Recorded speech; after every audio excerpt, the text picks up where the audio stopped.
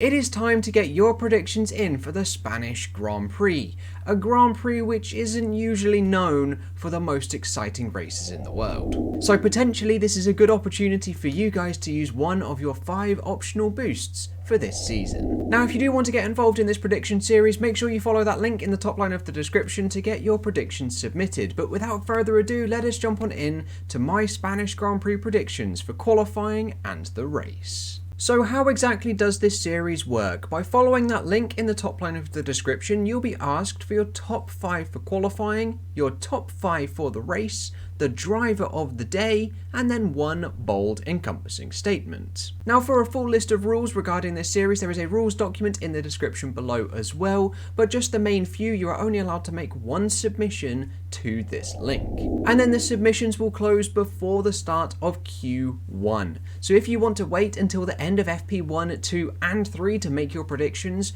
before the start of qualifying, by all means do so. But if you want to be like me, you can predict before any of the weekend's action has started. That is A-OK. Now there is a small little scoring system that goes along with each of these. You will receive 2 points for a driver in the correct position in your top 5 for qualifying, and 1 point if they are in your top 5 but not in the correct position. Similarly is scored for the race, however you will get 3 points for a driver in the correct place and then 1 if they're not. Driver of the day will receive just 2 bonus points, and then the bold statement is split into 3 levels of risk. Low risk statements will receive 2 points, medium risk statements 5, and high risk statements 10. Now each of these risk statements are mediated by myself, so if you put down in the form high risk statement but a Williams will come last or Latifi will crash, I'm going to bump that down to a low risk statement.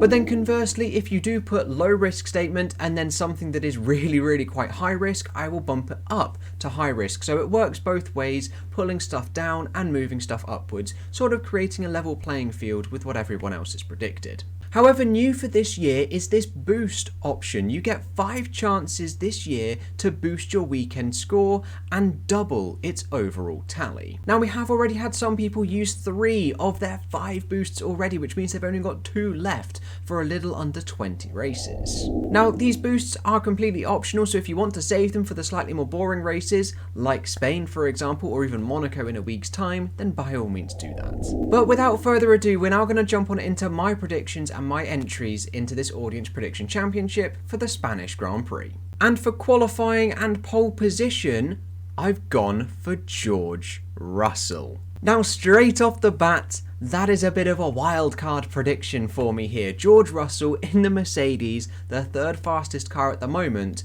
on pole position.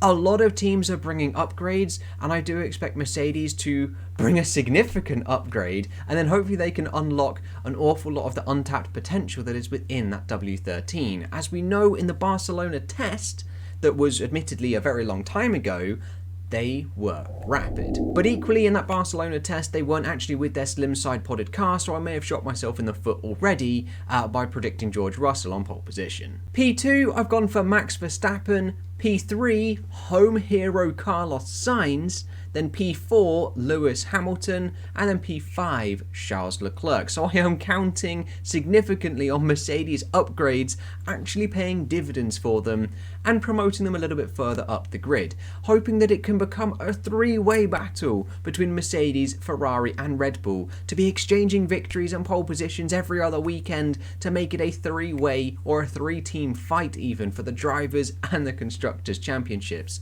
That would be mega. But moving away from qualifying and down into the race, for a Grand Prix victory, I've gone for Max Verstappen. I just feel the race pace of the Red Bull at the moment is just second to none. And then for P2, I've gone for home hero Carlos Sainz.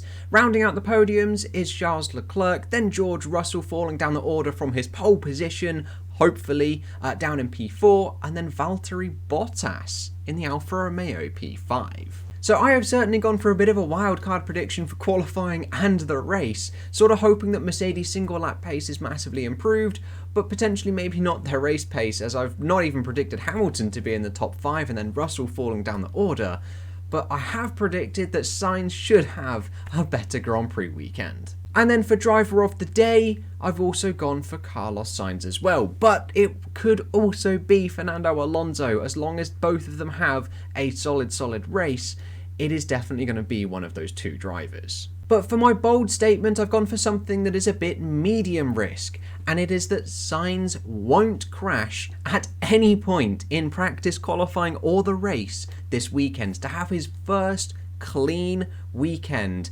He may have had one this season, I'm not too sure, but his season definitely hasn't gotten off to the best of starts. So I am expecting Sainz to have a perfectly clean weekend and get on the podium. And then finally, I am opting to boost my Spanish Grand Prix weekend. So I am now using my second boost of the 5 for this season here in Spain to double my overall tally regardless of what it is. So I hope that some of these actually do end up coming true and my wildcard predictions do come true. But potentially again, I may have shot myself in the foot by predicting a lot of wildcard events for qualifying and the race, and then opting to boost as well doesn't seem like the best of strategies. But remember, if you guys want to get involved in this series, then please do follow that link in the top line of the description, and if you do have any questions as well, let me know in the comments down below. But I just have to give a massive shout out to Sue Dawson and Elliot Crosson for their continued support for my channel over on Patreon. If you guys feel at all that my content is worthy of your financial support,